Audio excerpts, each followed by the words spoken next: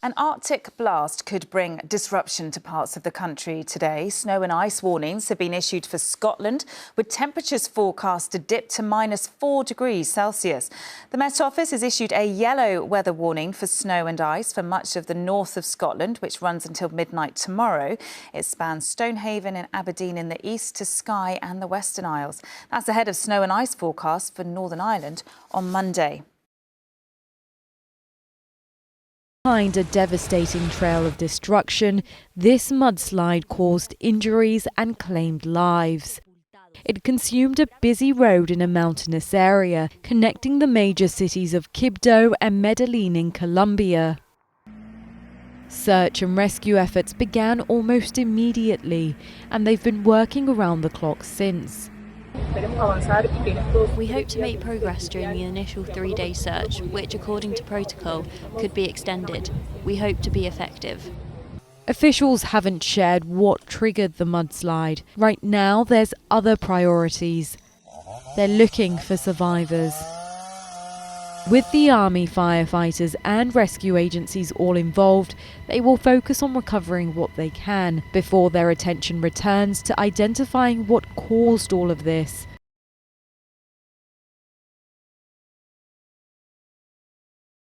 Four migrants have died in French waters as they tried to cross the English Channel.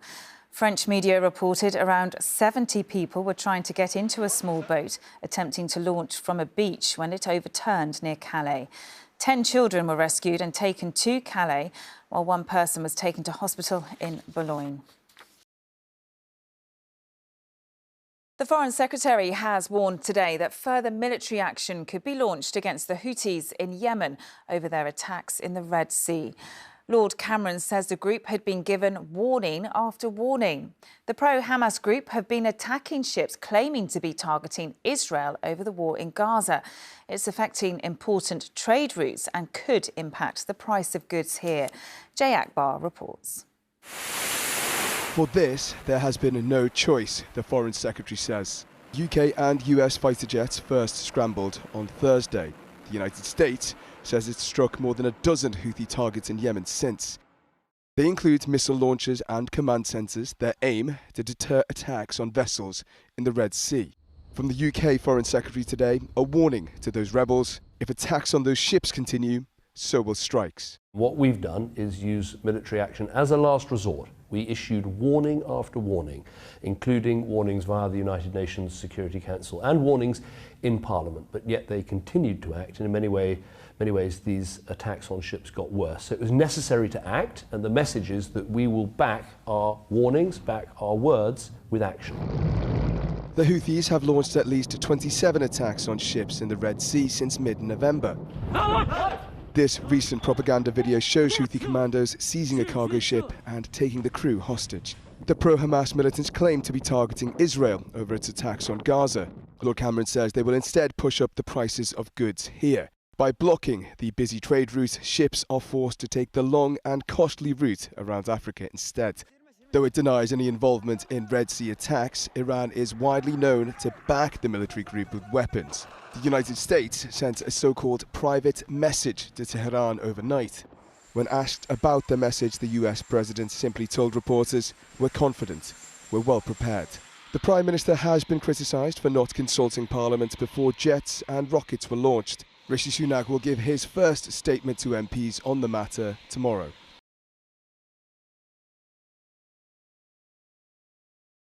The Foreign Secretary apologised for the Post Office scandal and said anyone who was in government for the last 20 years should also be extremely sorry. Lord Cameron said he went on to say he wasn't aware of it in any huge detail when he was Prime Minister. He led the coalition government from 2010. Hundreds of people were wrongly prosecuted between 1999 and 2015 after being falsely accused of stealing money. Well, as I said, I think everyone in government, and this goes back to before my time, certainly the time when I was in office. I wasn't aware of this in any huge detail that I can recall, but anyone who's been in government should be extremely sorry about what's happened. A disaster is unfolding in Iceland as molten lava from a volcano eruption has reached the outskirts of a small fishing town, setting some homes on fire. The volcano erupted this morning near Grindavik, which is around 25 miles southwest of the capital, Reykjavik. And this is the scene tonight where defensive walls of earth and rock that were built north of Grindavik have been breached. It had been evacuated earlier, and there are no people in danger. Vincent McAvenny has the latest. Before dawn, Iceland's newest volcano illuminated the cold, dark night with jets of piping hot lava.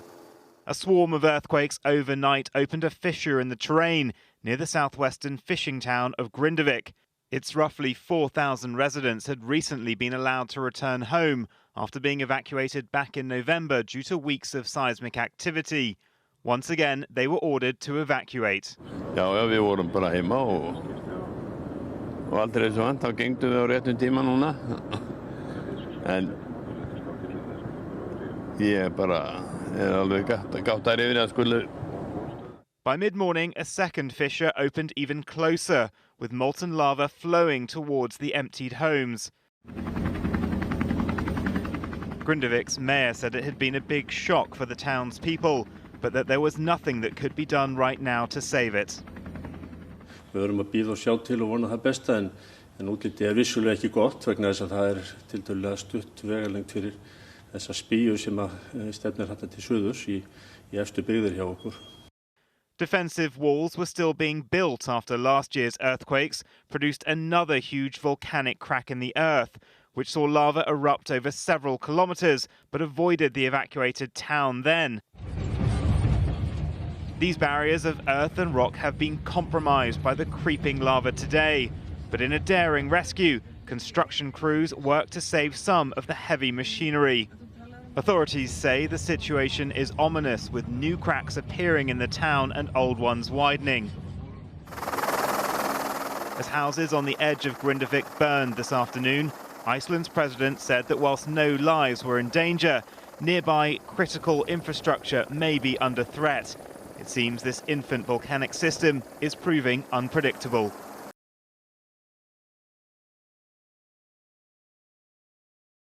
Well, I'm in Indianola. It's currently minus 29 centigrade, and people are queuing up to get into a Trump rally at 7 in the morning. That gives you an idea of the level of support for Donald Trump here and for the dedication of the people that are apparently going to vote for him in this caucus on Monday night.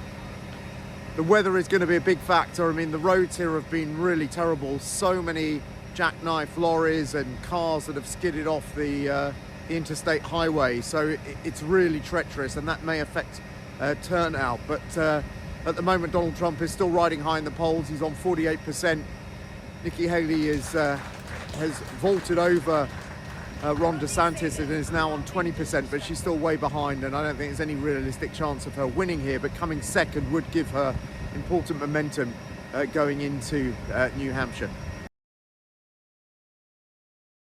Taiwan sent a clear message to China today, electing a president who campaigned on a ticket of independence. Beijing calls William Lai a troublemaker. He says he represents democracy. China sees Taiwan as part of its territory and says it wants peaceful reunification. It did, though, also warn that this election was a choice between war and peace. Our Asia correspondent Debbie Edward reports from Taipei. William Lai will be the man to chart Taiwan's collision course with China. The vote was close, but he got the majority required to become president and keep the Democratic Progressive Party in power. It is the first time a party in Taiwan has won 3 consecutive terms. In his victory speech, the president-elect said it showed the Taiwanese people had not been intimidated by the threats from the Chinese Communist Party. We're telling the international community that between democracy and authoritarianism, we will stand on the side of democracy. His pledge to stand up to China is what has secured Lai the presidency. But this election will provoke Beijing. Tensions are already high across the Taiwan Strait, where the Chinese military sends ships and warplanes to conduct daily scare missions around the island. After tonight's celebrations, William Lai will face an early test of his resolve and his policy on how to deal with China. An unofficial American delegation will arrive in Taiwan in the next few days to meet with the president-elect and his new administration. That meeting is likely to provoke an angry response from the Communist Party, which has labelled William Lai as a separatist and a warmonger. The Kuomintang conceded defeat in the presidential election, but the pro-China party is celebrating having the most seats in parliament. It means during his crucial term in office, William Lai will face a strong domestic opposition, while he tries to keep his promise of peace. Debbie Edward, ITV News, Taipei. Our political correspondent Shihab Khan is here. Shihab, what's been the political reaction to this here and perhaps most importantly in China? Yes, we've heard from the Foreign Secretary Lord Cameron, who's congratulated Taiwan and its people and its new leader. He has said that the elections today are testament to Taiwan's vibrant democracy and says that I offer warm congratulations to the people of Taiwan on the smooth conduct of those elections and to Dr. Lai. The United States has essentially said exactly the same thing. Their Secretary of State Antony Blinken's been talking. He has been praising democracy in the region. Interestingly and not surprisingly, China and their ruling Communist Party has taken a very different approach. They say Taiwan, they've referred to Taiwan as China's Taiwan, saying that reunification is a common desire on both sides. I suspect that's something that both the UK and the US won't agree with, and it shows how divided East and West are. Absolutely. Shihab, thank you. The UK and US have been targeting Houthi rebel sites in Yemen with airstrikes. It's in response to the group carrying out attacks on international shipping vessels in the Red Sea. The attacks began after the start of the Israel-Hamas war on the 7th of October. But who are the Houthi and what impact could these attacks have? The Houthi movement is a group of Shia Islamist rebels who are based in the west of Yemen. It opposes the influence that both Israel and the US have in the Middle East. Backed by Iran and allied with other Islamist groups such as Hamas and Hezbollah, the Houthi rebels control much of Yemen's western coast, down to the Bab al-Mandeb Strait, the southern entrance to the Red Sea. And that is where ships have come under attack. The group say they wish to support Palestinians and stop arms being shipped to Israel. But Western powers say other commercial ships linked to the US and Europe have been targeted. These attacks and the threat of more has led to many shipping firms suspending travel through the strait over safety concerns for crew members. Vessels are now having to reroute, with experts warning that avoiding the Red Sea could add up to 10 extra days to voyages. And that could affect us all. Delays to products reaching shops can be expected. Retailers IKEA and Next have already expressed concern. The longer shipping route will also cost companies more, and that could be reflected in prices at the checkout. And oil prices could be pushed up, meaning higher fuel costs for motorists. Western strikes on Yemen are an attempt to curb the impact, but the militants have said they will not stop them continuing their attacks on ships.